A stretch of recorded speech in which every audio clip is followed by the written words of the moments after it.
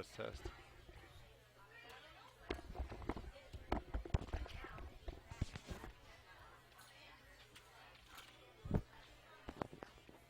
Test, test. Test, test.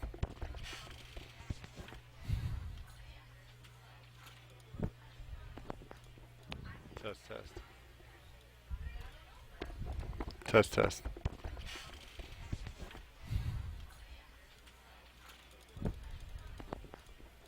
Test, test.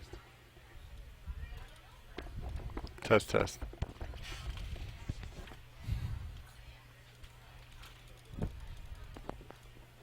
Test, test. Test, test.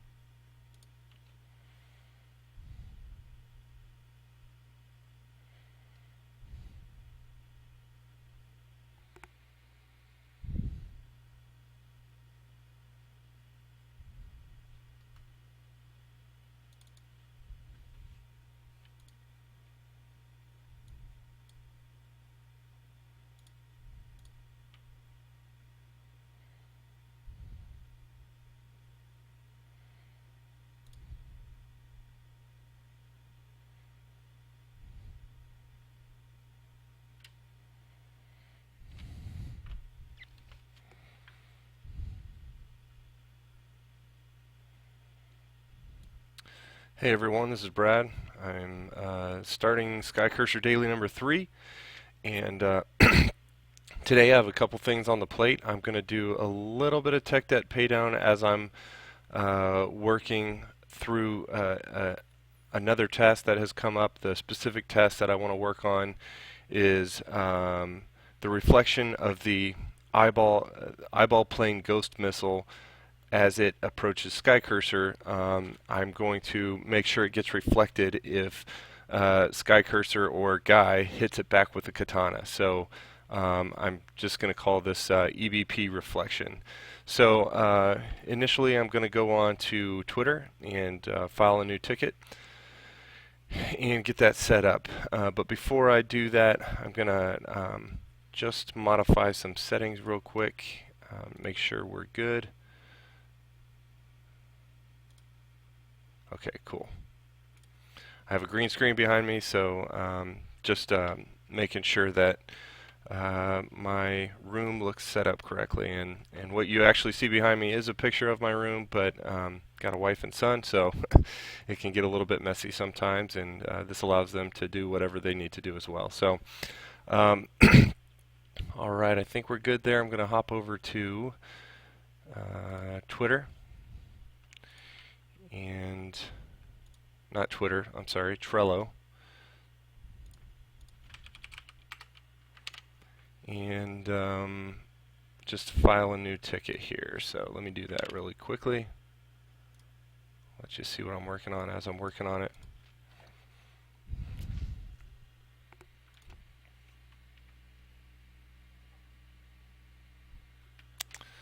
Okay. I want to reflect EBP missile with katana.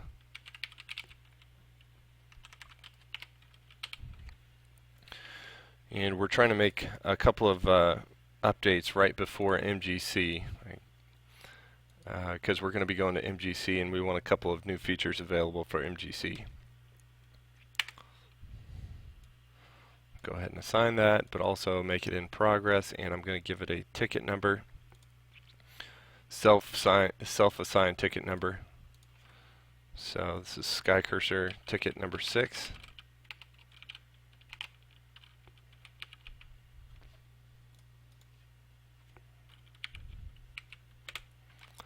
Save. All right, and I'm going to update the current task at the bottom of the screen. Let me do that real quick. I'm going to turn off the monitor reflection so that you don't get a repeating stream. And let me update the current task.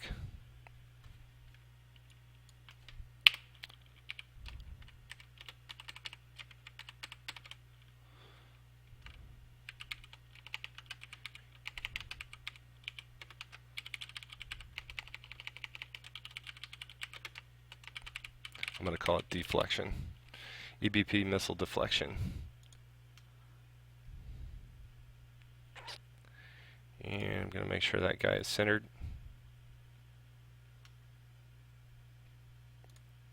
Cool. All right. So this should be fairly easy. Basically, the EBP missile, again, EBP stands for eyeball plane. The missile is the ghost missile, the attack that the eyeball plane uses when it makes its way on screen. The EBP makes its way on screen, hovers, and shoots, I think about 5 rounds of missiles. Each round has 3 missiles. And up to this point, the EBP missile has been a missile that you cannot shoot, and you cannot kill the EBP missile, and you just simply have to dodge the EBP missile. And if the EBP missile makes contact with Guy, the missile kills Guy outright.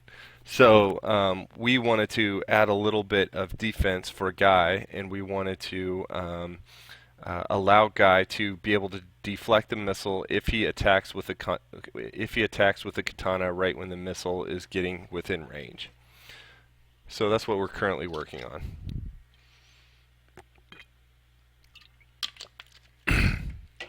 So let's take a look here and just kind of think through how we would work on this.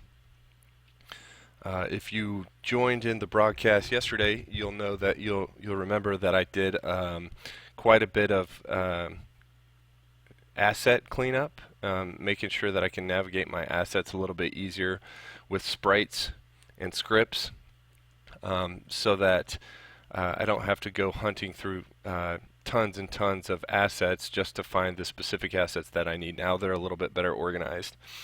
And as I'm going through right now, I mentioned I will do a little bit of tech debt pay down.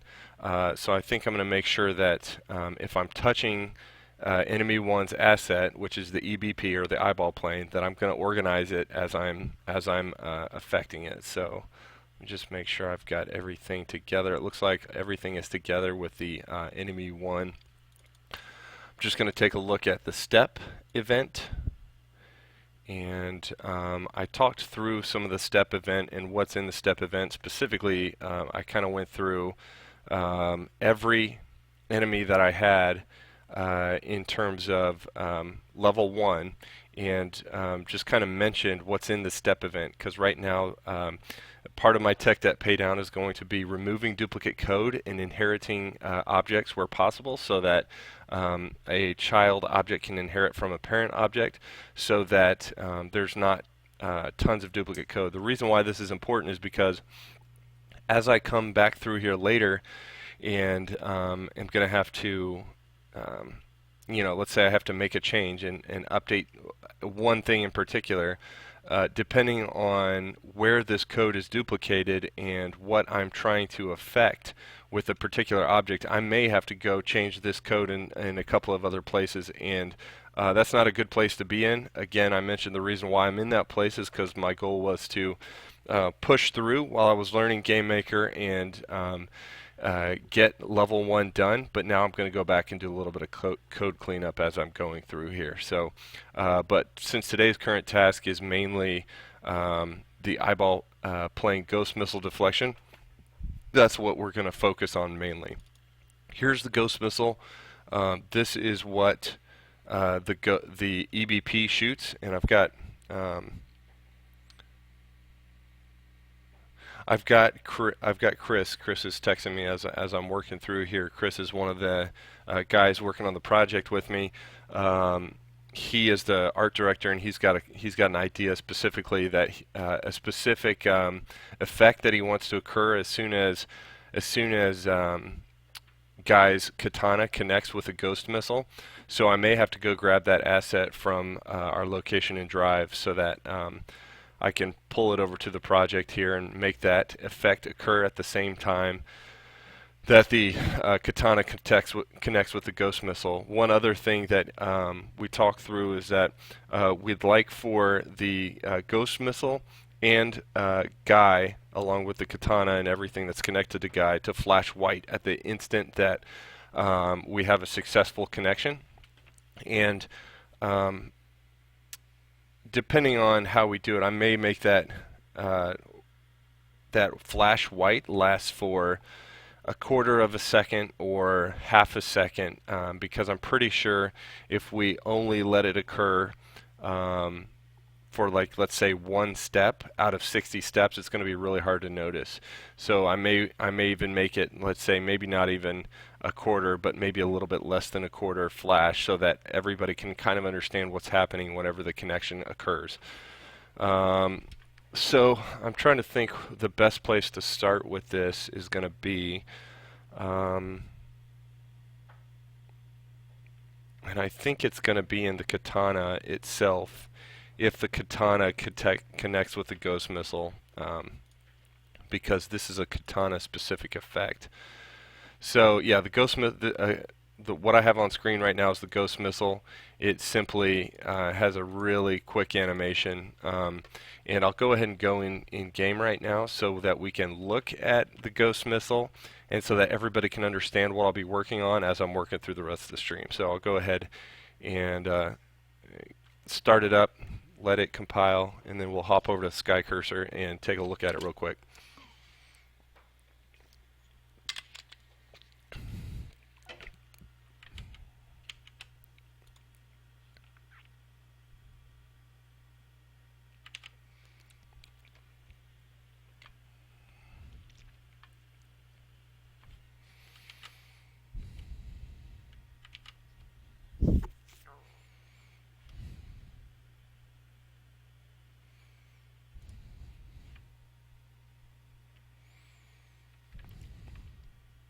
It looks like it's almost finished compiling, so the more assets you have, especially the more sounds that you have, the sounds are a little bit larger files, the longer it takes to compile. So we're just waiting for that at the moment.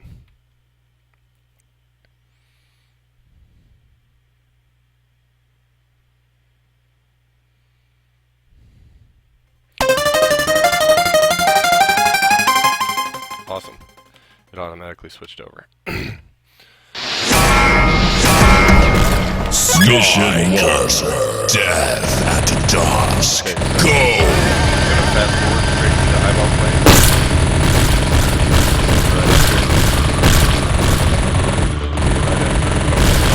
Closing eyeballs. These guys are the things right now. Ball guys that are going to the pattern called pop the eyeball. There's the ghost right there. The EDC is shooting the ghost for a while. Right now, you see what happens if the ghost Continue. Really that I can keep the ghost missile from connecting with Skycurser. I just have to dodge it. So I'm going to make sure that dodge by allowing Guy to be able to deflect the ghost missile with this katana. So, alright, let's work on that.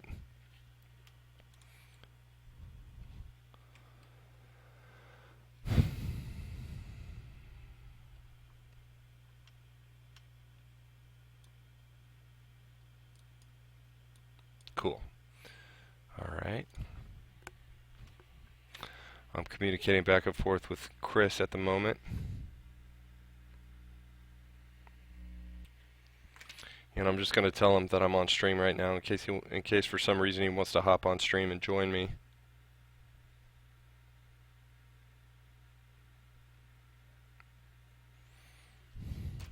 I think what I'll focus on initially is just making sure that the deflection happens.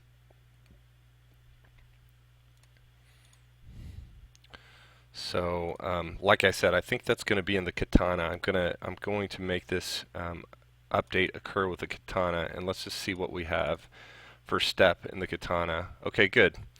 Right now we have already what happens with every single enemy that exists in the game if the katana connects with that enemy. So the all we have to do is add this similar code in here for what happens if the katana connects with the EBP ghost missile. So I think let's just take a little bit of what we have here. Again, part of my code cleanup is going to be deduplicating this code. What that means is that in this particular file, I'm going to create a script that will take care of all the effects where necessary, and probably move as much as I can out of here. I'll probably do a switch case over in a script if there are specific custom things that need to happen, but I will reduce a lot of this code by just creating a script associated with this step event. So let's say enemy 1 EBP ghost missile. Go ahead and a lot of this is already written because of some previous work that has already been completed here. So we're looking for the object enemy 1 attack. So it's attack, and so the way GameMaker works, instance place is the method that determines if a collision is occurring. So if I say hit equals instance place, that's going to tell, I'm basically setting a variable that's going to be able to tell me if there's actually a hit that is occurring, a collision that is occurring. Instance place is basically saying, does the XY coordinates of a specific object match up with does the XY coordinates of this object, which is the katana, match up with a specific object that I'm checking for? So here's the object I'm checking for. GameMaker does this nice little method helper down here, which will show you what the parameters are that you're supposed to pass into the method. So it shows an X position, a Y position, and what object you're checking against. So I'm checking against the object enemy 1 attack, and then I want to also say if hit does not equal no one. So in other words, that means that no one is a is basically a I don't think it's would be considered a string per se, but it's basically a string that I can check for to see if there has actually been a collision. If it is equal to no one, that means that there has not been a collision, and if it is equal to no one, based on what I have on in this code block right here, then this code block will not get executed. So everything in this code block will not get executed if hit does equal no one. Right now we're saying if hit does not equal no one and hit.collision on is equal to true. Well, I don't have a collision on variable set with object enemy 1 attack, so I'm just going to remove this. So generally I would set that in the create event of the particular object, but I'll verify here that I don't have that set in the create event. So there is no collision on variable that I'm setting, and that's what that would have been checking right there. So back over to my code. If hit.hitpoints is less than, I'm basically saying hit.hitpoints minus equals 1 times the global hit impact times the katana impact. So the way we have it set up right now is that I think the global hit impact is worth a value of 10, and the katana impact is I'm not sure off the top of my head. Let's go check and see what the katana impact is. Katana impact is worth 15. So basically what that is saying is I would at least be taking 1 hit point away from this object, but I'm taking more than 1 hit point away. I'm taking 1 times the hit impact, which is 10, times the katana impact, which is 15. So I'm taking 150 hit points away from this object.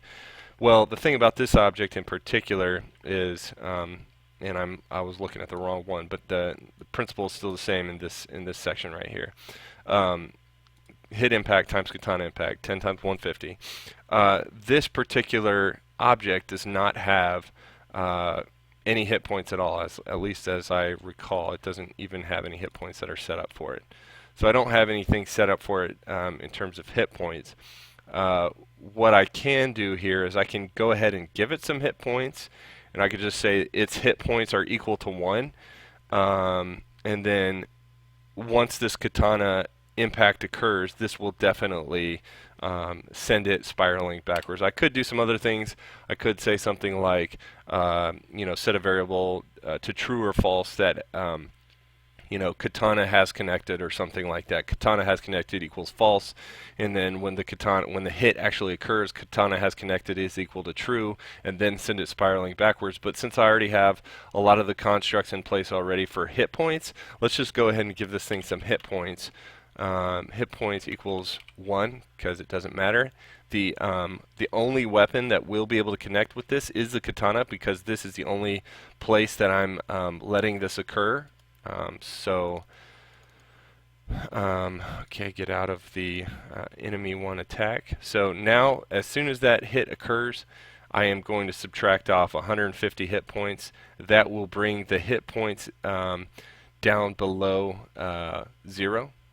And so let me just see what I have here. Okay, so the way that I usually do this is I let the weapon subtract hit points, and then I let the object itself determine if it needs to be destroyed or what happens next to it.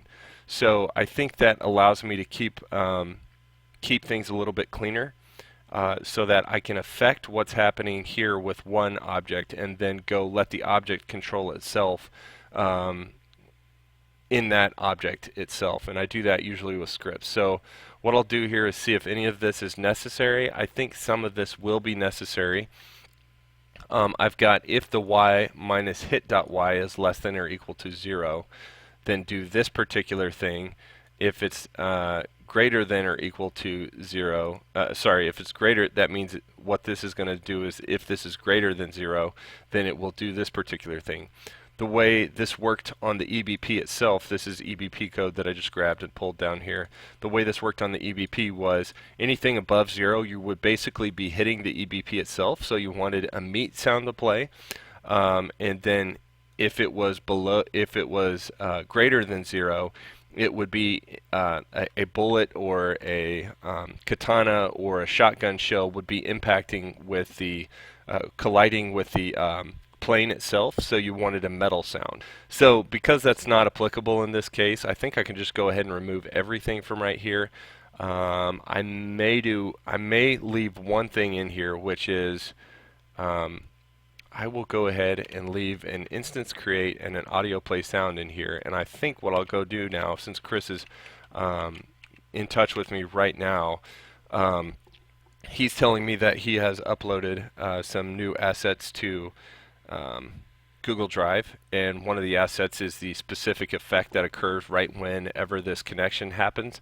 So I'm going to go ahead and say that I'll just make sure the X and Y position get whatever my new object is that I'm going to drop in here. So I'm going to pause what I'm doing right now. I'm going to head over to Drive. I'm going to pull in, I'm going to download from Drive, most likely a new sprite. I'll take that sprite, add it into my sprite list here, then create an object and associate that object with that sprite that I just created, and then that object will sit right here in this location.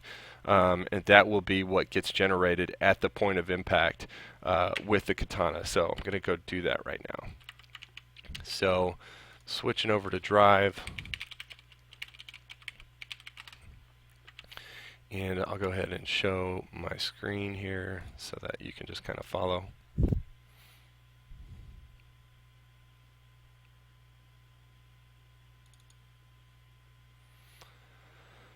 Alright, let me see where Chris said he had it.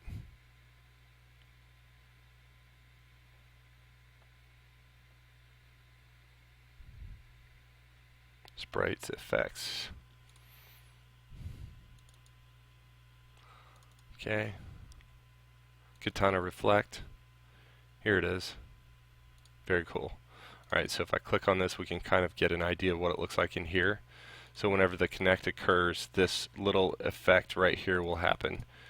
And then it will reflect the Ghost Missile EBP of the EBP backwards. So I'm going to take these assets, download them.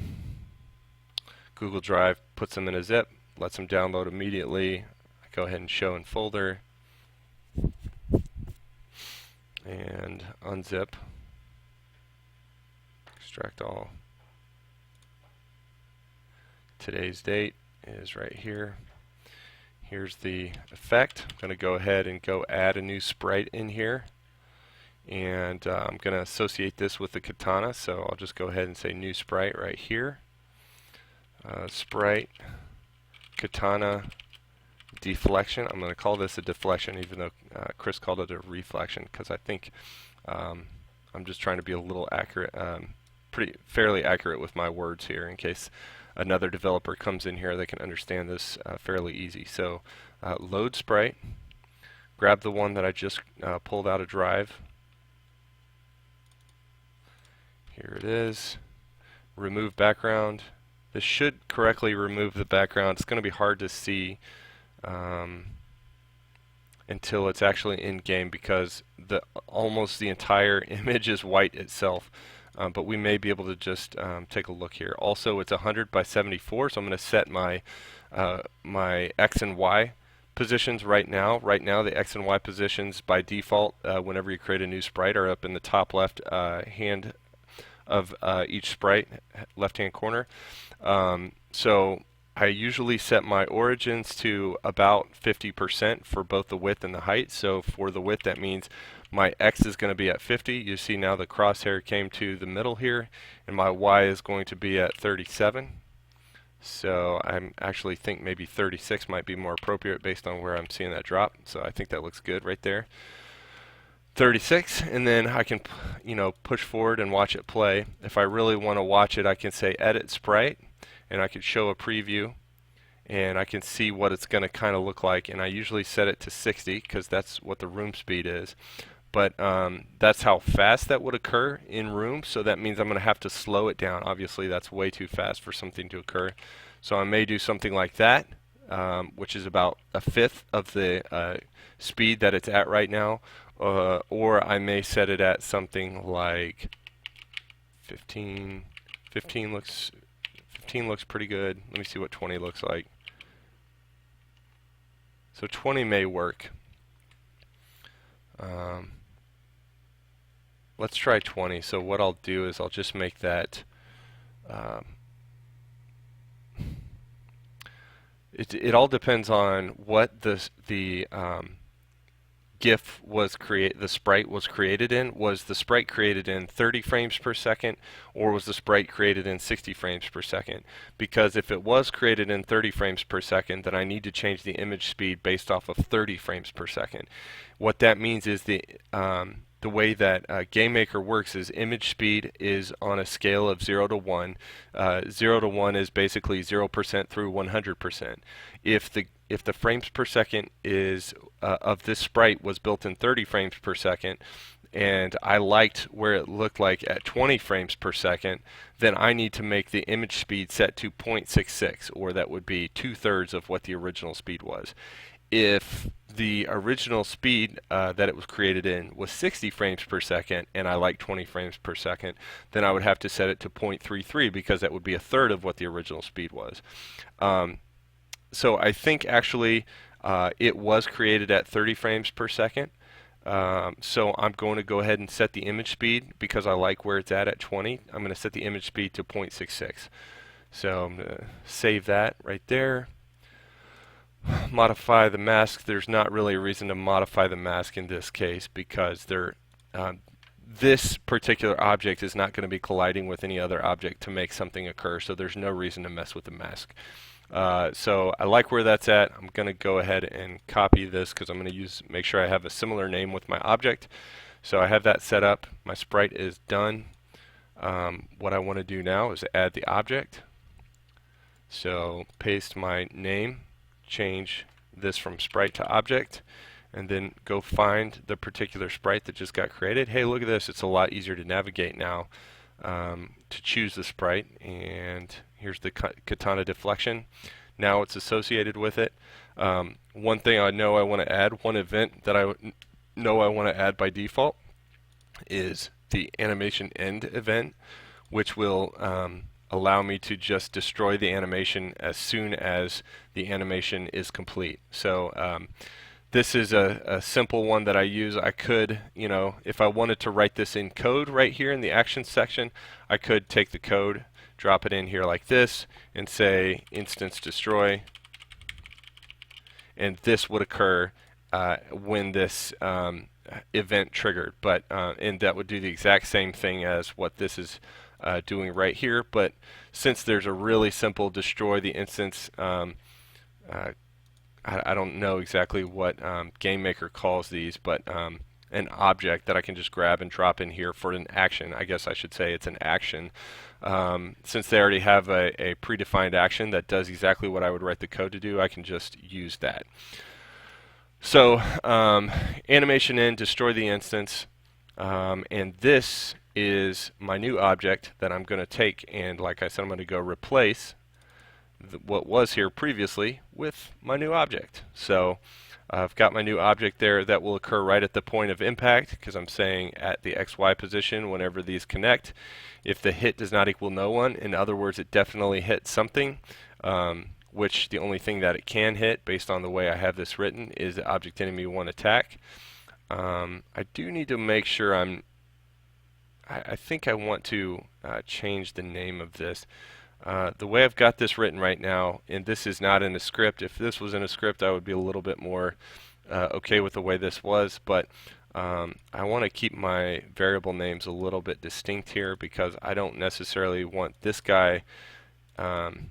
I'm just kind of being a little bit overcautious here. I don't want this guy to fire if there's a connection here. Now that should never happen because of this right here. This line should pick up if I'm connecting with the enemy 1 attack or not. But to keep it a little bit distinct, I will say 1A, 1A, hit 1A. Everything looks good there. Hit 1A. Flashing equals true right now. I will control the flashing of this object in a particular way that is a little bit different than the way that I control it with hit 1, with object enemy 1 or the EBP. So I'll come back to flashing right now. If I tried to load this, flashing would fail. I think the game would fail because I don't have a flashing variable. So I'll have to go back and make sure that is created and that I handle it correctly when I want it to flash. Like I said, I think I want it to flash for at least 1/4 of a second, maybe a little bit less. And I think Chris is working on the sound right now. So I think what I'll do is I think I'll use the sound of the katana right now to well, that doesn't make sense because I'm actually hitting with the katana.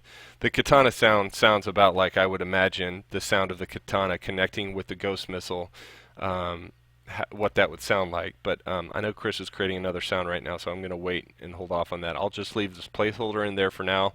It will make a small meat impact explosion sound, which is what this is right here. And that's what we're doing right here. So priority is set at 10, and then it does not loop when it's finished.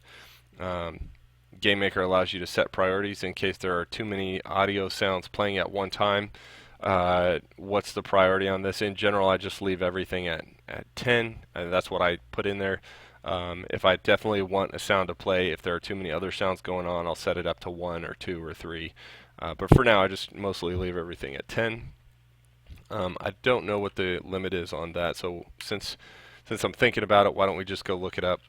Audio play sound. What's the limit on the priority? Let's see.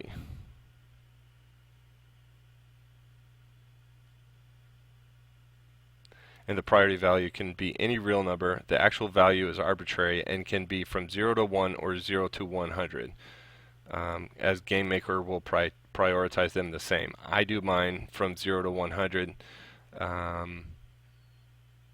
Yeah, because I think that makes a little bit more sense when it comes to the when it comes to prioritizing sounds as opposed to something like image speed. 0 to 1 makes a lot of sense because it's 0 to 100%. Okay, so good with that. And then let me see.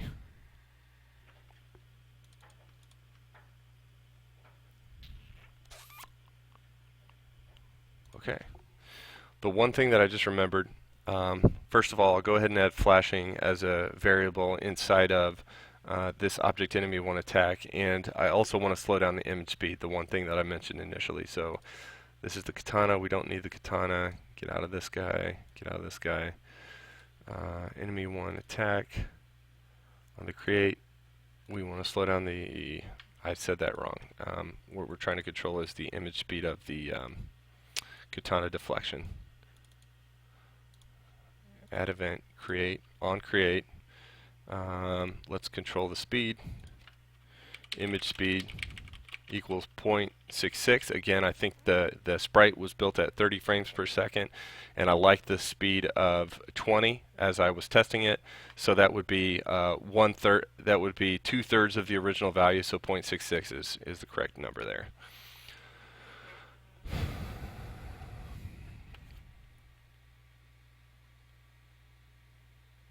Okay.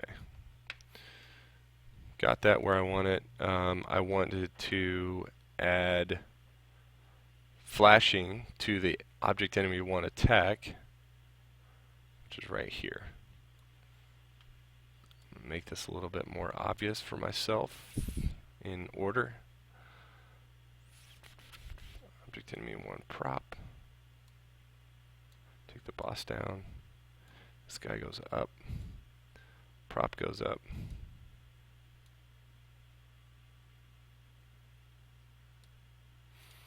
Okay, object enemy one attack. We wanted to make sure flashing was set on here. Right now flashing is set to false. We want it to be set to false, I should say, because when the impact occurs with the katana, it will be set to true. Now the next thing we want to do is add a draw event. Draw. Okay. Then we want to add some code in for the draw event, and we're going to make sure that the attack, the EBP missile flashes whenever the connection occurs. So you saw a second ago when I was editing the katana step event that I set flashing to true here. So I got to do something with that flashing. Otherwise, what's the point of me having it? The main thing that I want to do is make the EBP flash, and so I'm going to do that real quick. And I'm going to grab some code where I've already made some flashing occur previously, and I'll talk through what this code does. Didn't mean to cut it. I want to copy it. Get out of there. This is object enemy 1. I don't want that. I don't want the katana. I want the attack. So there should be nothing in here. There's nothing. If flashing is equal to true, so this is flashing is set to false by default. So when I actually set it to true, just going to check the room chat real quick, make sure I'm staying up with everything. Oh, hey, how's it going, Anthony Hawkins? All right.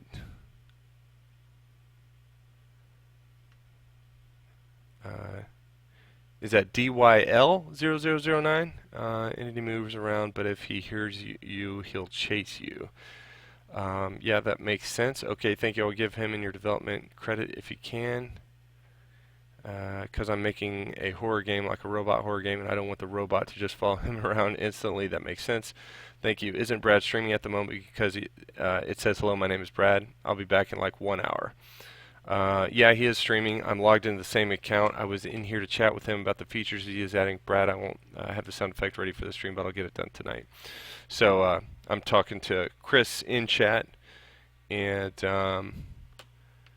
Chris, I'm talking to him via text, and he's logged in under Skycurser Dev as well.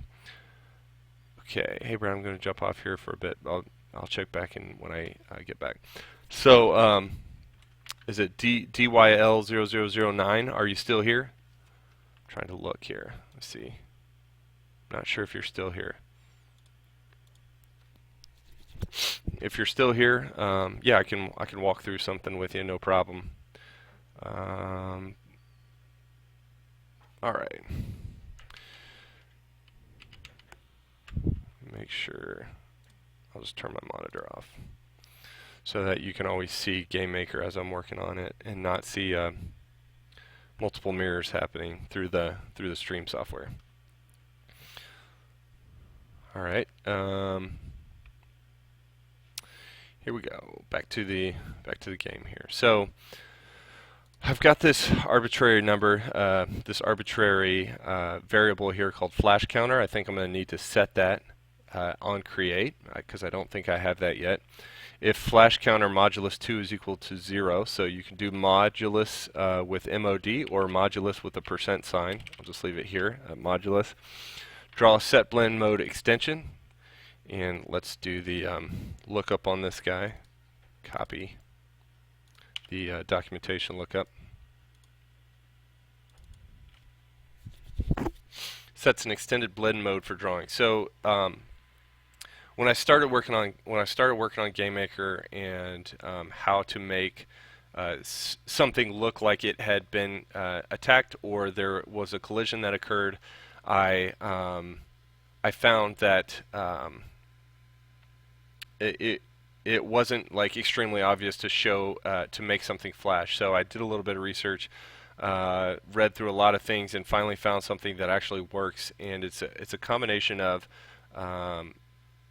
basically what occurs is you have a sprite, and then the draw event and the code that's in the draw event basically allows you to draw a rectangle over the top of your sprite, and it has bounding boxes. I'm trying to look for the I wish it would show the actual helper methods down here, but I don't see the helper methods as GameMaker normally does it. Let's see if I can get that to expand. Okay, that's about as good as it's going to get, but GameMaker doesn't give me the help dialog down here. Oh, there it is. Finally came in. Let me see one more time. It's not coming in. It comes in for draw set blend mode, but not for draw rectangle color. But basically what happens is what you're doing in this block is you're putting a rectangular box over the top of your sprite, and the box does not cover your sprite entirely. It only when you start changing these blend modes, it allows the particular outline of the sprite behind the box to basically throw a blended filter on top of the sprite. And so the sprite, the color of the box goes from transparent to white, or whatever color you want to set it to. So you'll notice that I have most of mine set to white. You can do several different things. Let's go look at draw rectangle color, because this will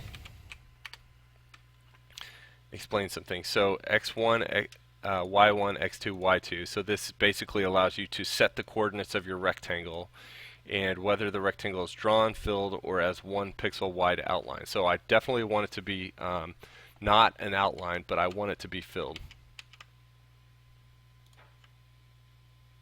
And also draw rectangle color.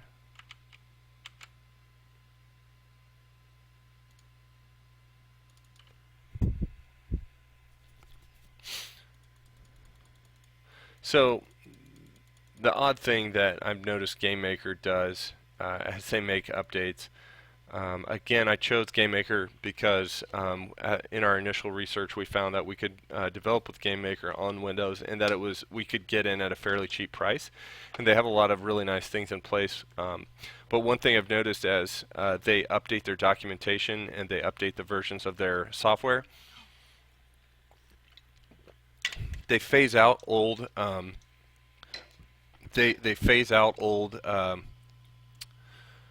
methods and functions, and they keep them backwards compatible, but then they also write new documentation with new functions.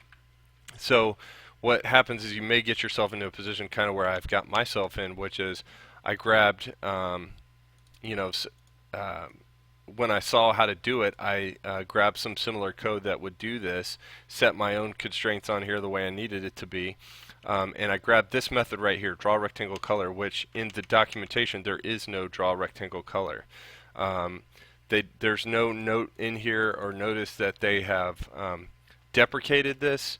They just accept the method, and there's no documentation for it, although I would think that this would be the correct method, and I'm guessing that this is probably the I think they have basically an alias in place for this method. So draw rectangle color without a U also matches the same documentation for draw rectangle color with a U.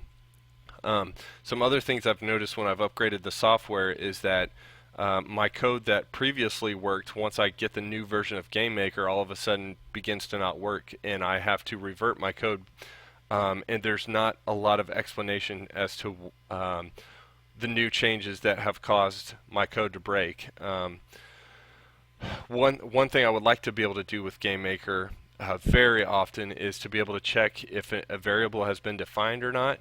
I think there are some methods that allow you to do some things like that, but not exactly check to see if a variable has been defined. If a variable is undefined or if it's null, it would be great if I could check for that, so then I could set it at that point in time if it was not defined. But I'm limited with what's available to me. But anyways, back to the draw rectangle color. I can set my coordinates of my rectangle, and then I can set the colors of all of the corners of the rectangle. If I set them all to the same color, then that means they're all going to be the exact same color. If you set them to different colors, this is how you could do some sort of gradient across the rectangle to get it to show something specific. And then the outline. Do you want it to be an outline, or do you want it to be filled in? Well, I want mine to be filled in, so you'll see that most of the time that I want it to be filled in. And then there are these draw set blend modes. These are the things that allow you to take a rectangle, put it over the top of your sprite, and not have the rectangle just cover the sprite. Instead, it acts as a like a blend filter and allows the shape of the sprite to come through the rectangle, but also the color of the sprite that you've set it to. Whenever you got it the exact way that you need it. Let me see something else here. White.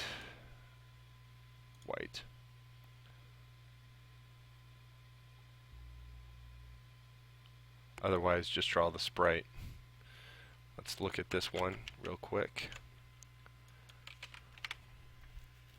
Draws a sprite at a given position with customizable scaling, rotation, blend, and alpha. So this basically just draws the sprite back the way it was. Wherever it was before you put the blend on it, this puts it back in place where it was. And then if you want it to, continue changing colors, then you can continue putting blends on it, putting specific rectangle colors on it, and then setting the blend mode. So I think what's happening is it's changing multiple times here. So I actually wrote some notes. Draw a rectangle the size of the sprite, draw a rectangle the size of the sprite, draw the sprite itself. And then setting blend modes allows you to change the color of the sprite, basically. So what do I need to set in here to get this to happen? I need to make sure flashing is set, which I already did that. I need to make sure flash counter exists and that it's set to 0 by default, and it will begin incrementing right here. If flash counter is set to if flash counter is whatever the number is, modulus 2, then and the remainder is 0, then it will begin the color changing. Otherwise, it will set it right to what it is by default. And if the flash counter is greater than the flash counter max, then stop the flashing. So I want mine to be just a little bit different than this. If we want it to be able to be white, then we draw it normally. If we want it not to be white, then we draw it normally, and this is the normal way to do it. So I think this line right here and this line right here are basically identical. Image index, XY, image X scale, image Y scale, image angle, C white, image alpha. Yeah, so this was my draw it normal in between flashing, or just if flashing is set to false, just draw it normally. So I want it to, maybe I will let it flash the way that it normally does, just with a little bit of, flickering of the white, and see how that goes. But I definitely want the Katana and Skycurser to flash for a minute, a little bit differently than that. No, I think I'll make this flash the exact same way. So I don't want it to be modulus 2, and I do want the flash counter to be occurring, and I will say that if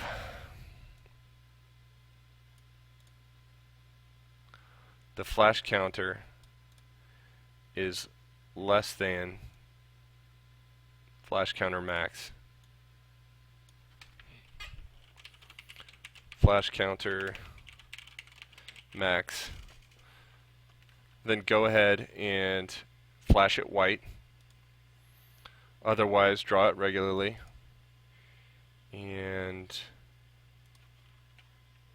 if it's greater than flash counter max, then go ahead and set flashing to false, stop flashing, and then flash counter back to 0.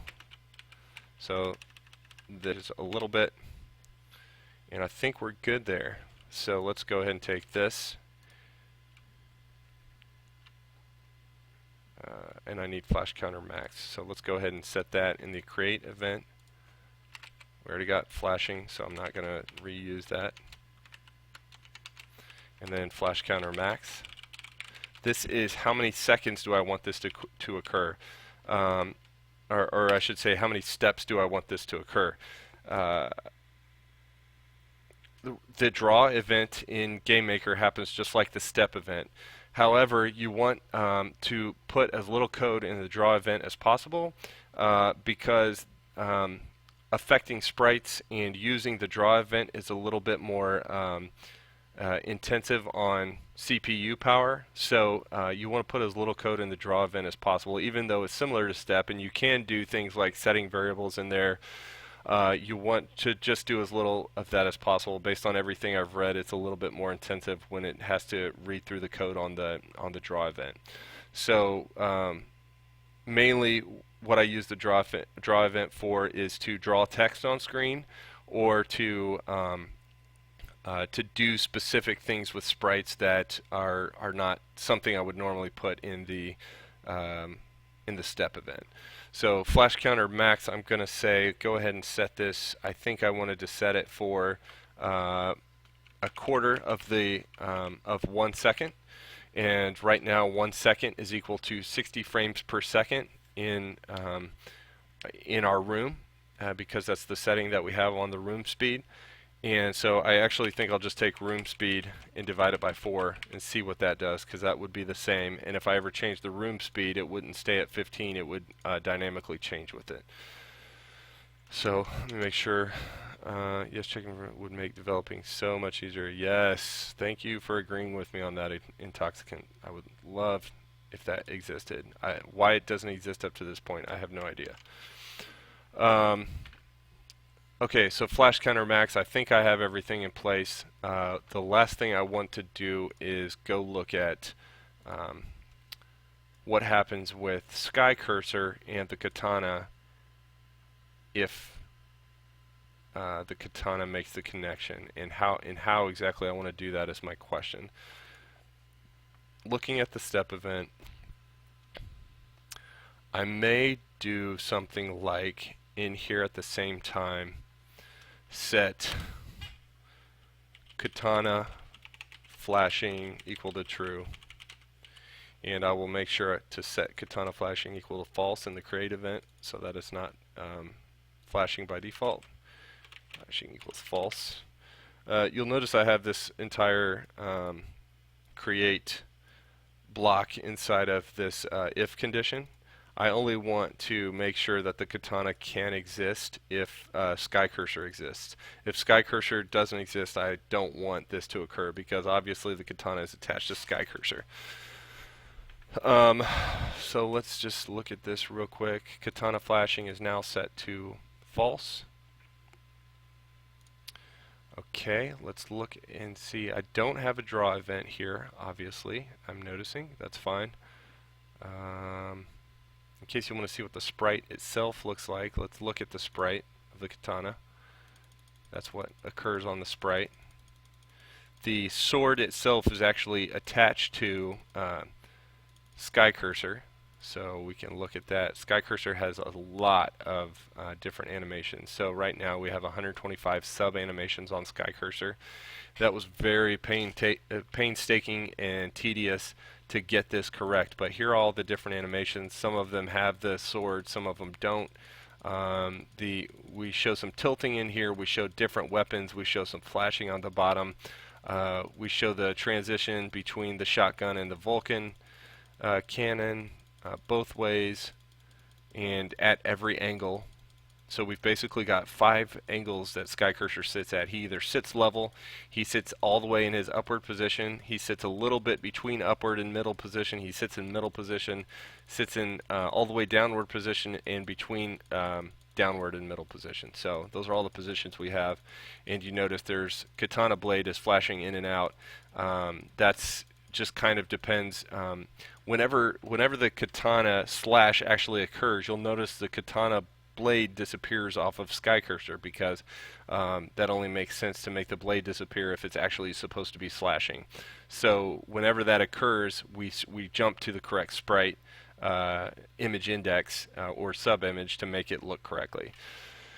Now I wanted to, I didn't really change anything there. I can hit OK. I wanted to take a look at the draw event and see what I have flashing here in the draw event. So sprite index. The sprite index is by default, when you say something like sprite index in a draw event, it's set to whatever your sprite index is for the object. So when I say sprite index, I'm saying, okay, you're just dealing with Skycurser. If I were to control something else here, I could control something else right here and say, I'm going to go ahead and make sure that the katana flashes as well whenever I want it to. But I kind of like to control. I like each object to control what it does itself instead of generally another object to control it. Now, I do that quite often when I need to let another object control something else. Taking my shoes off here, and then, but I also like to have, where possible, the object to control what it does because it's a little bit easier to manage the code. I know exactly where to go instead of trying to find, okay, Skycurser makes the katana flash, so I need to make sure the katana flash, when I'm maintaining the code and going back and changing something slightly, I need to make sure the katana flash gets updated inside of the Skycurser object. It could get a little confusing if you control it like that. So what I like to do are set variables and then go let that object itself decide whether or not it needs to be flashing or not. So what I will do,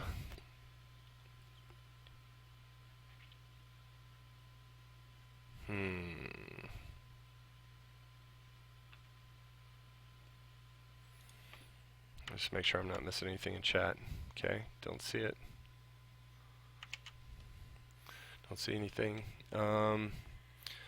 All the things that I need to make flash are the Skycurser object itself, the katana blade, and the afterburner.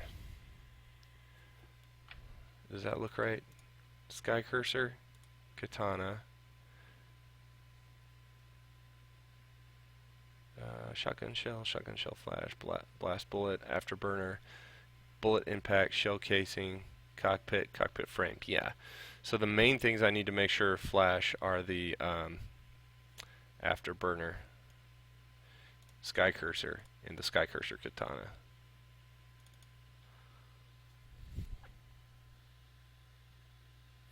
Okay, so I'm going to take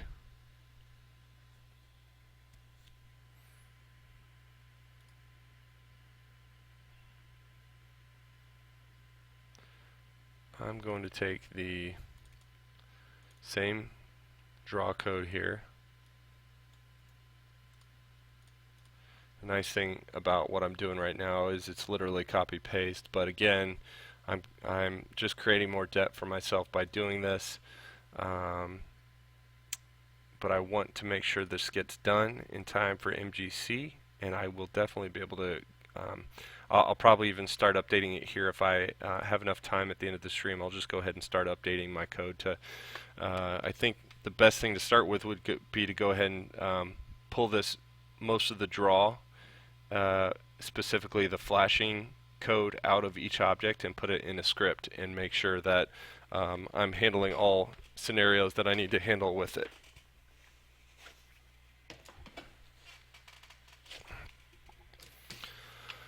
Okay, so let's add this in here.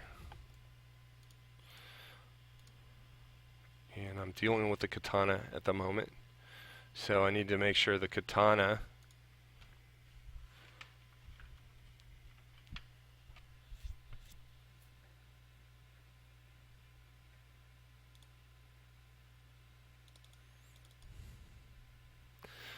So I have katana flashing here. I'm going to take that, and I know I think I have a flash counter and a flash counter max. Yeah, I need to make sure those are in there. I'm going to do the same thing on here. So flash counter 0, flash counter max equals room speed divided by 4.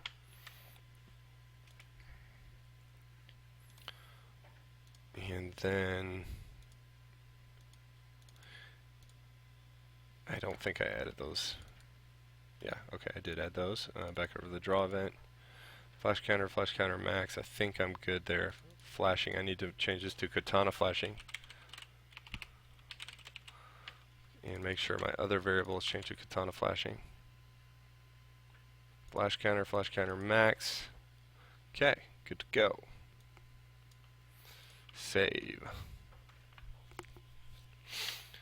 Alright. I think we're good here. We're good at least on the katana.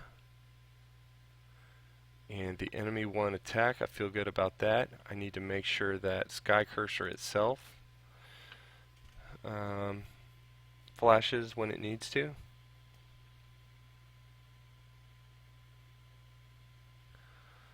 And it needs to be a different flash than the other one. I got to make sure I set the correct flash in place for this one instead of the one that flashes back and forth.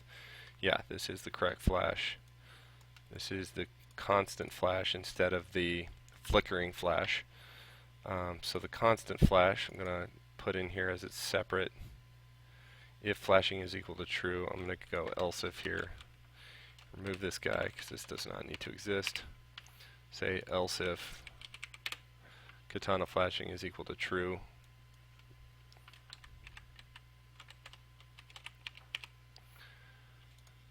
Flash counter plus flash counter is less than flash counter max. Ooh, I might need to change that because I'll have a conflict here if it's a different amount of time.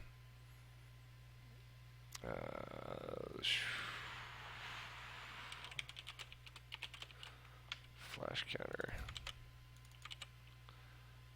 Katana flash counter. Wrong. Try this again. Katana flash counter max. Flash counter. Good. Okay, katana flashing, katana flash counter max. I think that's it.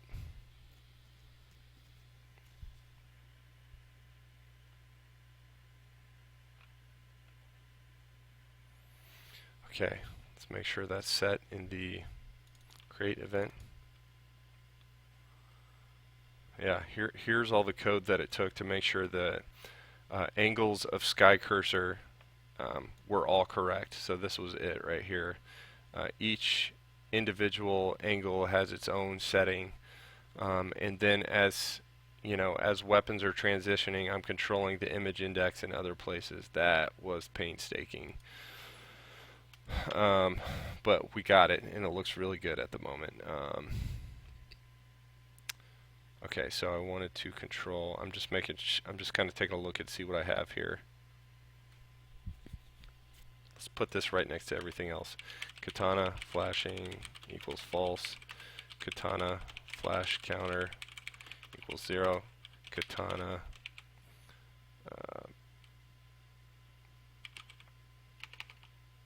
flash counter max equals room speed divided by 4. This may be too long. The reason I'm saying that is because right now I only have things flashing, flickering, flashing twice based on having a modulus 3 and this set to 7. So this may look like it's too long, but we can control that very easily now that we have these flash counter maxes in place. And all we have to do is divide this by 5 instead of 4, and it reduces the amount of time that it will be flashing. Go ahead and save this. Back to here, just verify with this before I try writing it.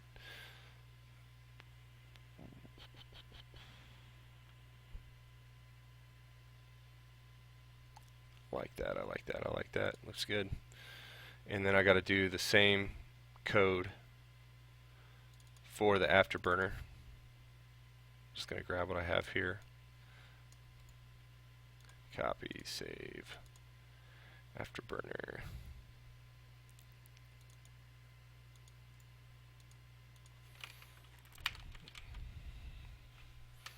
Okay, flashing, flash counter max, add event, draw, drop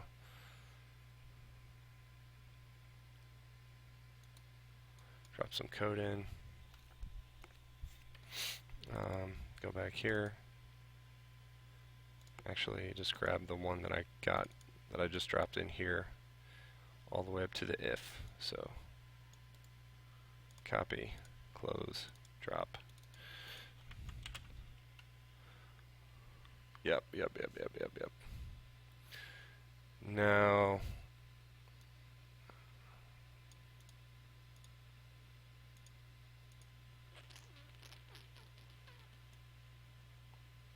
all right. I think that might be it. I've got the katana flashing, I've got the afterburner flashing, and I've got Skycurser itself flashing. I don't think there's anything else that has to flash when this occurs. They should all be flashing for the same amount of time. If the connection is good, what else? And we have the impact occurring. Chris told me the sound will come later today. So let's see, let's take this and run it and see what we got here.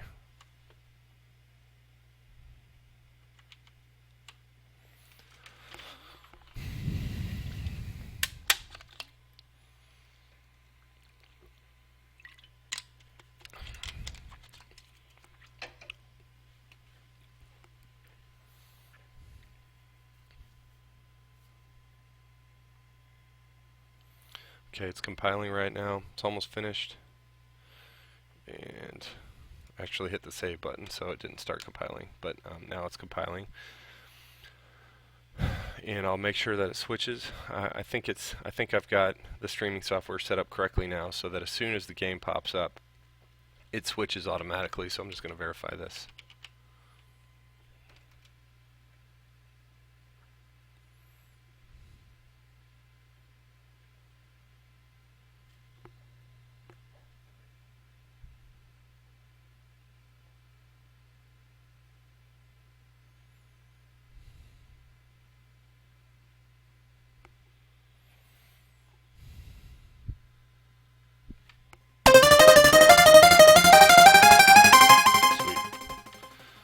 Here we go.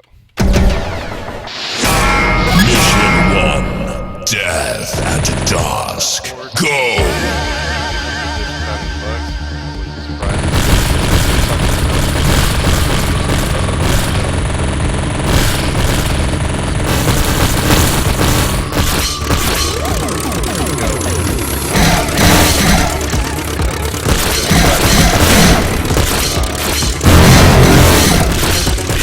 Slash occurred. Uh, so let's talk about what happened there. The slash occurred. The effect occurred that we wanted to occur. It occurred multiple times. The sprite itself did not flip positions and start heading back. I just thought of one more thing. I'm wondering if Chris wants the EBP Ghost Missile to hurt the aircraft that it goes back in contact with. But nonetheless, we got a couple things to make sure happen, which is make sure that impact effect does not occur more than once, because it's not necessary for it to. I did not see a flash. Of course, there was so much going on, I really couldn't pay attention to the flash. So the flash may have occurred. I'll have to verify that. I don't think it did. But it should have turned around and started heading back the other way, and that did not occur. So let me fix that immediately. Let's go ahead and make the enemy attack flip around as soon as this occurs. So I'm going to add a variable to this, and the variable will be default flight equals true. And the second that the katana impacts it, we'll change that to default flight equals false.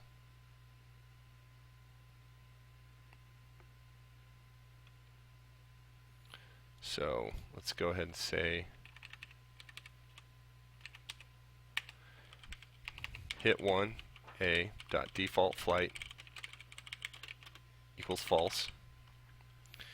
And once that occurs, we'll go back over to the object itself, the enemy attack, and say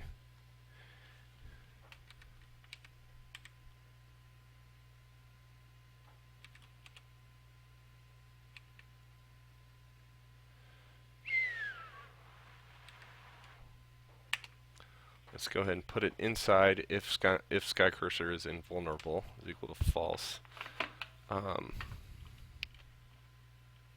No, let's just go ahead and put it on the outside of that, because even if Skycurser is not invulnerable, we want him to be able to hit the ghost missile and the ghost missile to change directions.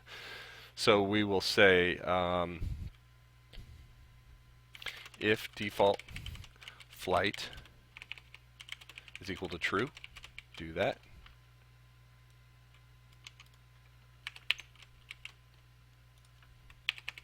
Else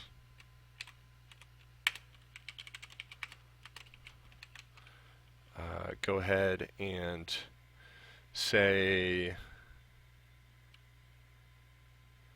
direction equals 0. Maintain the same speed, so no need to change the speed. We want to change the we want to flip the image, and I know what that is. Let me think about that for a second. Image, I may have to look this up with something else that I've done this with. Let me look at this Skycurser. I know that I've done this in here.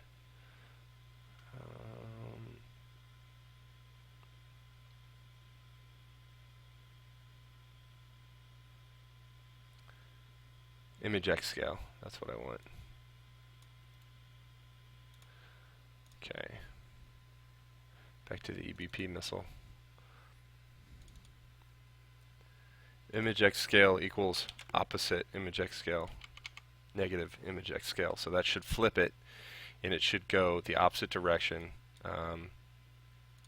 Well, it will automatically, as soon as the katana hits it, it will go the opposite direction, but the problem is it will still be facing Skycurser unless I flip it. I want the sprite to look like it has flipped and is heading back towards the EBP. Now I'm gonna text Chris and see if he wants the ghost missile to be able to impact the EBP.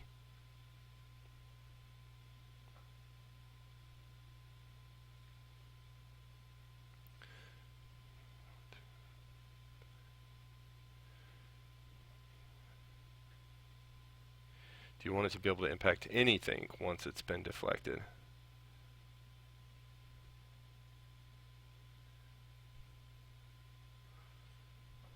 Or just simply be deflected?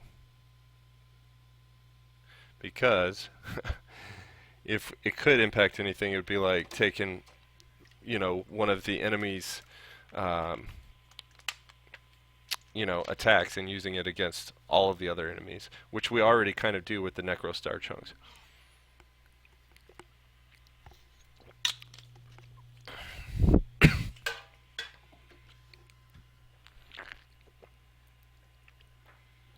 So right now I think it's already going to change direction.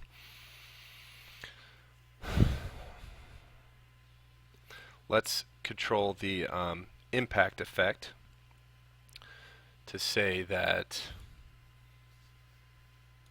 and we'll control the impact effect to say impact generated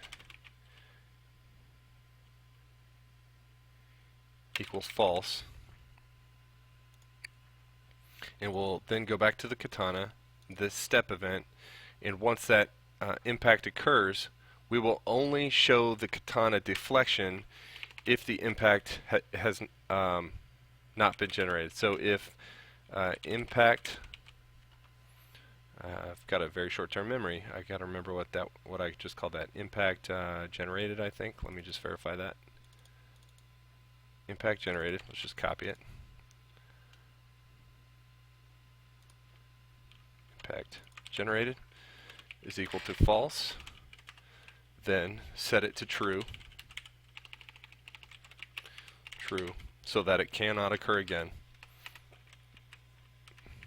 And we'll go ahead and put the sound in there so it cannot occur again as the katana. So basically what happens is the katana can impact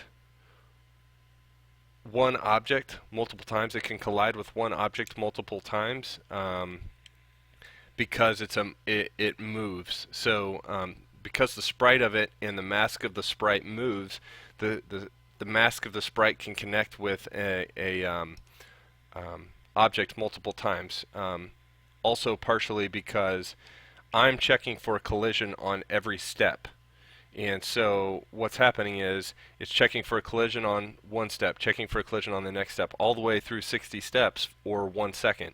So it's literally checking for a collision every 60th of a second. So we want to make sure that we control what happens with the katana.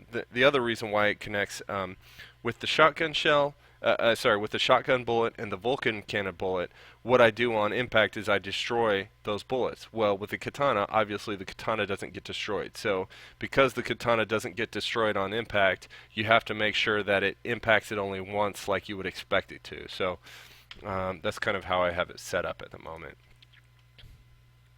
I'm also not 100% satisfied with the way the katana impacts right now. I'd like the katana impact to feel a little bit stronger against multiple enemies. Right now it feels a little bit weak against multiple enemies, and I think I know what is causing that. I think the slash should take out as many enemies as it hits, and I've noticed the slash only takes out a few enemies at a time, not as many as it's hitting. So I really want to fix that. If I can fix that, I'll feel really, really good about the katana, and so that will be one of my priorities. As a matter of fact, I'm going to now take that and put that on my Trello board. I'll go ahead and switch my monitor on so you can see I'm working on the Trello board. Add a card, and specifically fix katana slash add, and then edit. I want to add a comment. Katana slash feels like the impact versus multiple enemies needs to be more satisfying. Because right now, when you're playing it, if you're looking at it, it might look pretty satisfying, but it feels like I should be able to slice more enemies on one swipe. but not slice the same enemy more than once, if that makes sense. Because that katana doesn't get destroyed, like I said, it can incorrectly slash the same enemy more than once, and I don't want that to occur either. So I want it to only hit each enemy once, but I want it to definitely kill or really hurt every enemy that it touches. Just got a response from Chris. Yeah, so Chris does want the ghost missile to be able to hit anything and take off damage. So let me just say on everything. Everything, I should say everything that can be impacted right now.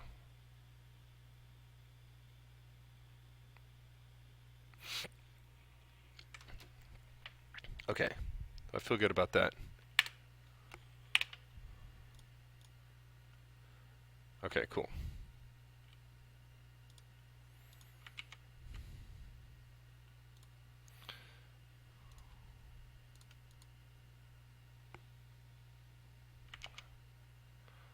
Alright, back to this. Now, I think I have that correct.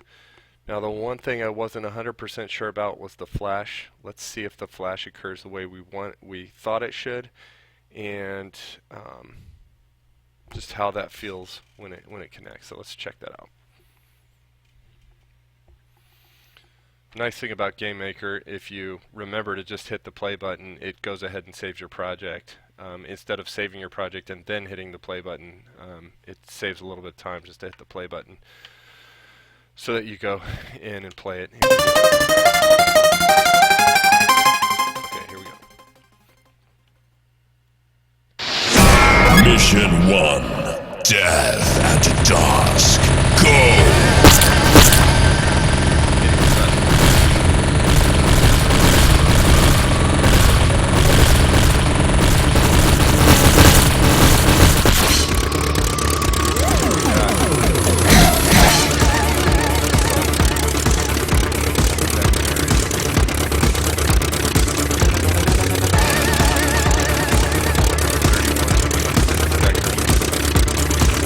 Okay, I know what the problem is.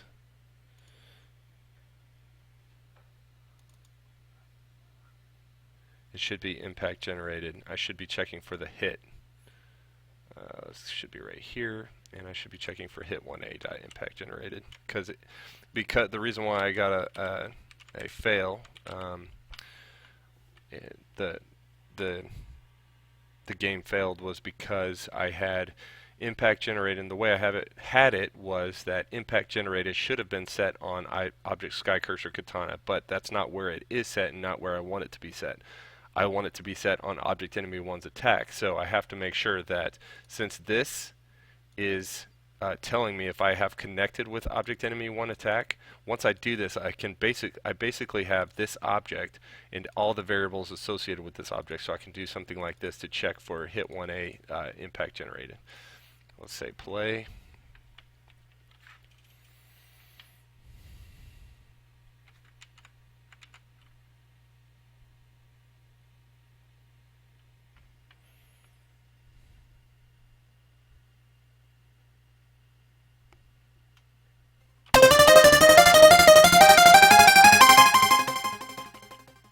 Okay, here we go. Mission 1. Death at dusk.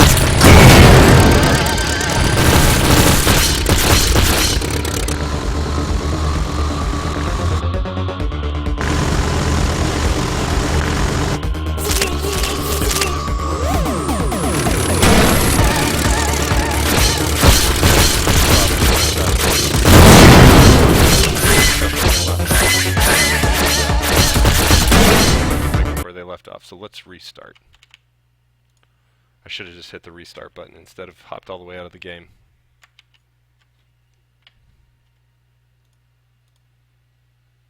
So I'm going back in here in just a second.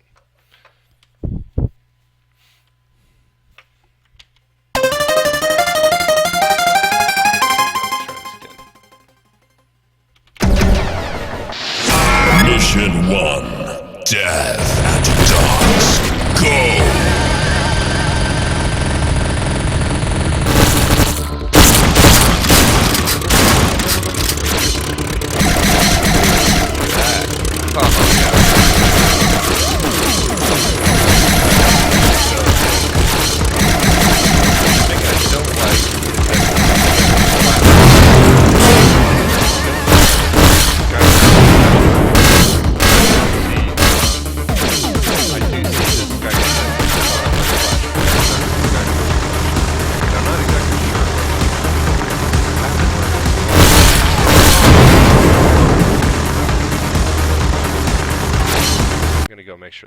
fixed too.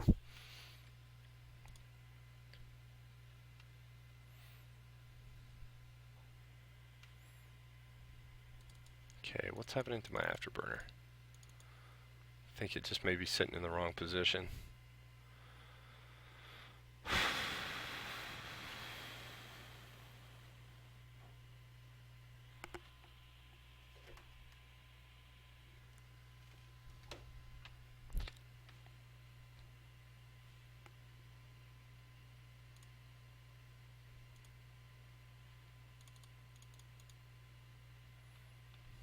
Where's my afterburner? Afterburner, X minus 45 and Y position. So that seems about right. Let's go look at the end step event. Oh, my end step event is gone. Pretty sure that's what's happening. Not sure what happened to my end step event on Object Skycurser, but my afterburner was attached to it, and it should have been, it should be here, and it should be moving with Skycurser, but it's not.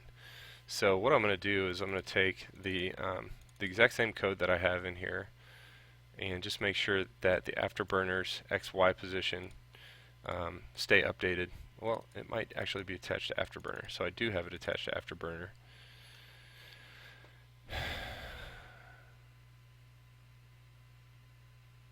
Oh, I bet it exists, and then when Skycurser dies, it disappears. Let's verify that real quick, and if that's the case, I'll just make sure that it gets regenerated whenever Skycurser gets regenerated. It's a little bit odd.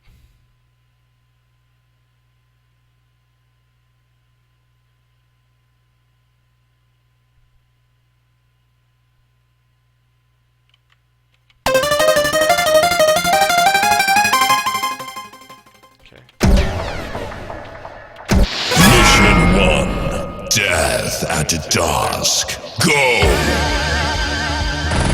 Okay. Alright, I'm going to have to answer this real quick. Give me a minute. Hey, how's it going? No, not yet.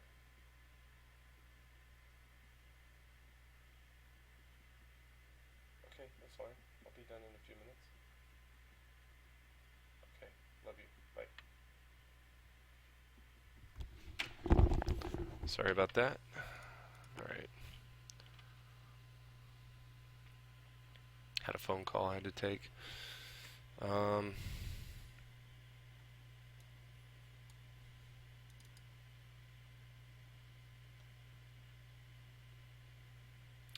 only thing that I can think of is that the afterburner is hidden behind Skycurser. Let's take a look at Skycurser sprite. And Skycurser sprite is 82 wide. It's the origin set at 50. So if I subtract 45 off of that, that would put the afterburner about right here.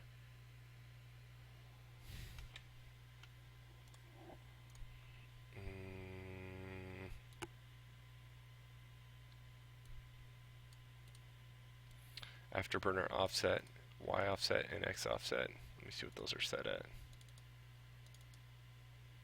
40, -5. That seems about right to me.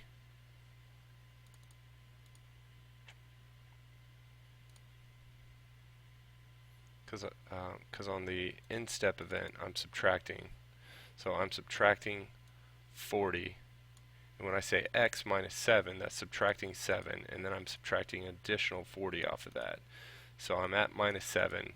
Minus 7 minus 40 equals -47.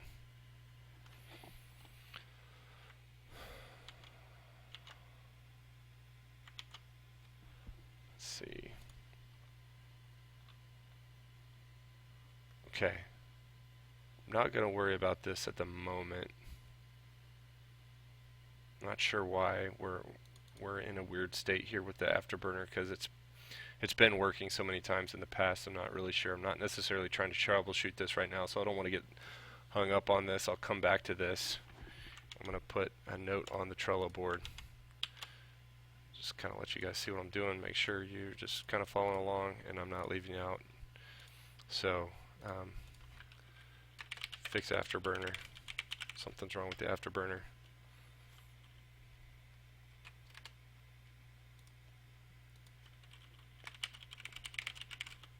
Afterburner has disappeared, even though the code looks like it should be there.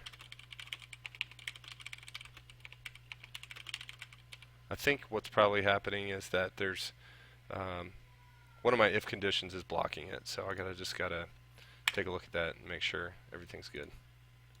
Did that take it?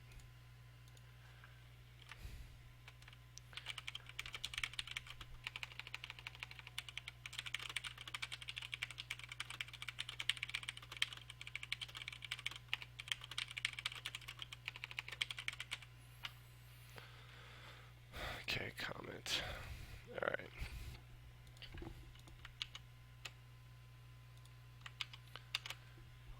Okay, not going to worry about this guy right now. What I am concerned about is Skycurser and why Skycurser is not glowing, even though I think he should be. Flashing, flash counter is 0, flash counter max. Katana flashing, katana flash counter max.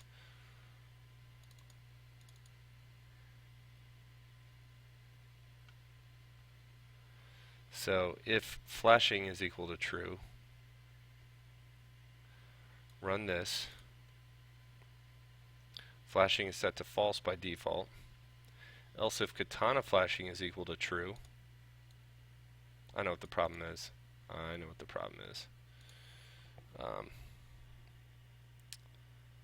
Okay, let's verify this. So in the code here, I've got katana flashing. Katana flashing in this case is set to the object katana, Skycurser katana itself. And so I need to be checking for if the object Skycurser katana dot katana flashing is equal to true. But I got to do it carefully, because I got to make sure the object Skycurser katana exists, or if the instance exists.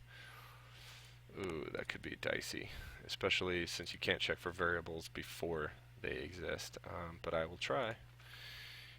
And instance exists. Let's do this first. Else if instance exists of the object Skycurser katana and object Skycurser katana dot katana flashing is equal to true, these can be left alone. I'm not really going to control katana flashing here. I will control the flash counter and the flash counter max here. That's fine. That does mean I can get rid of my katana flashing variable. Okay, save there. And on the afterburner, it's basically the same thing. I can remove katana flashing and also make sure the draw event works off of that. If instance exists, object Skycurser katana and close that, and katana and object Skycurser katana dot katana flashing. Remove the control for katana flashing there. Leave those katana flash counter max here, because I want them to be able to check themselves. Try playing that. See what happens.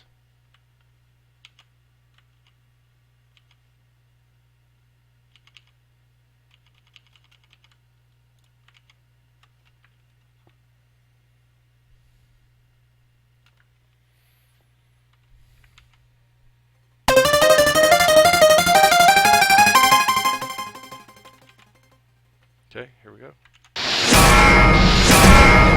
Mission 1. Death at dusk. Go!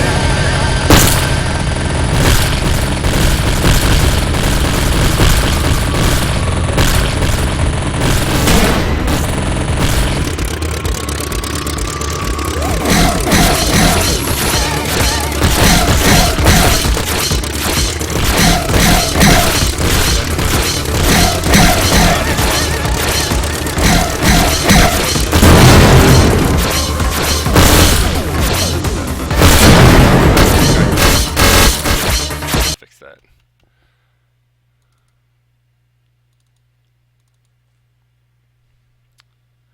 Okay. So basically the bounding box left, top, right, and bottom all are related to the hitbox.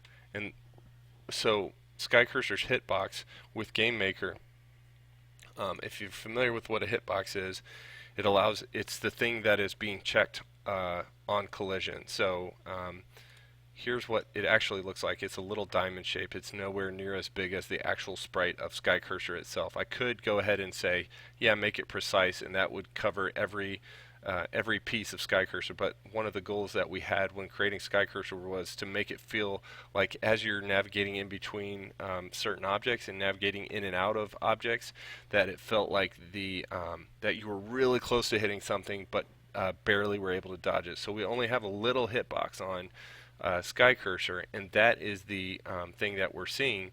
The bounding box for the blend mode is covering the actual size of this guy. It's the rectangle instead of the diamond version of this guy. So what I have to do is make sure that the bounding box of Skycurser is as big on the katana flashing as it is on everything else. So I think these are the correct settings up here, so I'm just going to take what I have here. Actually, I think this is the exact same code that I need.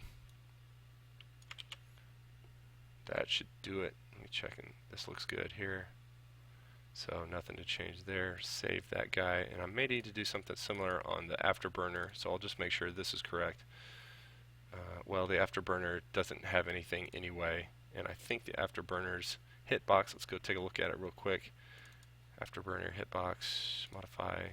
It's the whole thing, so the whole thing should be covered anyways. Okay. Pull that up, pull that down. Up, up. Okay. Hit OK. Okay. Let's try it. That should probably be right.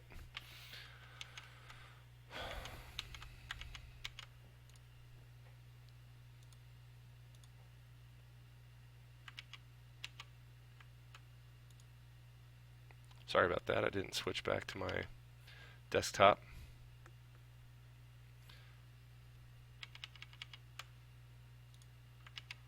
Okay, here we go.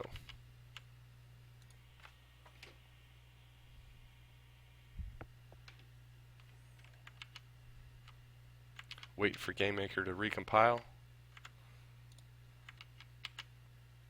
Okay, we're about to go in. We're going in.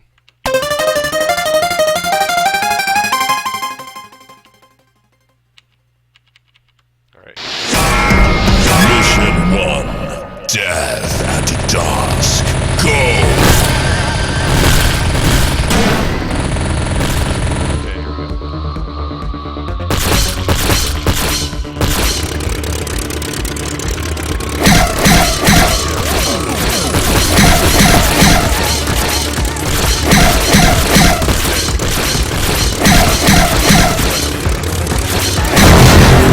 So the next thing to do would be to let the collision occur on anything that it connects with.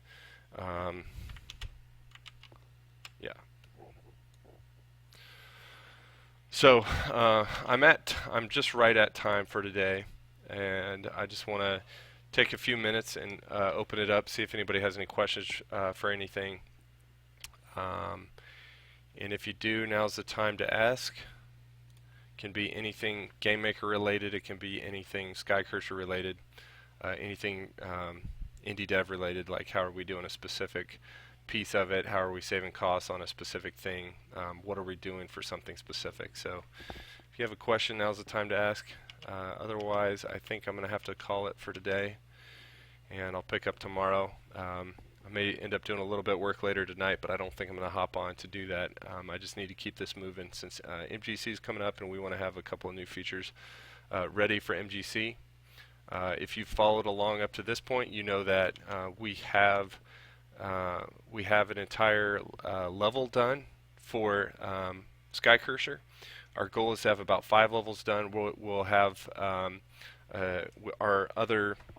main goal for this game is to have this game completed by February 2016. So you should be able to kind of follow the progress of it here. If you haven't already followed us on Twitter, Twitter's probably one of the best places to follow us because that's where we're going to notify people that we're going live for streaming. Also, a really good place to follow is our Tumblr blog. That information should be below this in the on the channel at the bottom of the page on the stream. So if you check out our Tumblr page. We just kind of have and put a lot of our pixel art up there as soon as we're finished with it, and then I'm the guy who takes all the pixel art that Chris works on and makes it come to life. So doesn't look like I have any questions today, so that's totally fine. I hope to see you guys again in the near future. You can see my schedule right below in the About section of the channel. And so that's generally when I'm going to try to stream. If I can't stream a particular day, I'll probably play a recent video at that time or make sure I'm hosting Chris as he's doing pixel art. So thanks a lot, guys. I'll talk to you soon.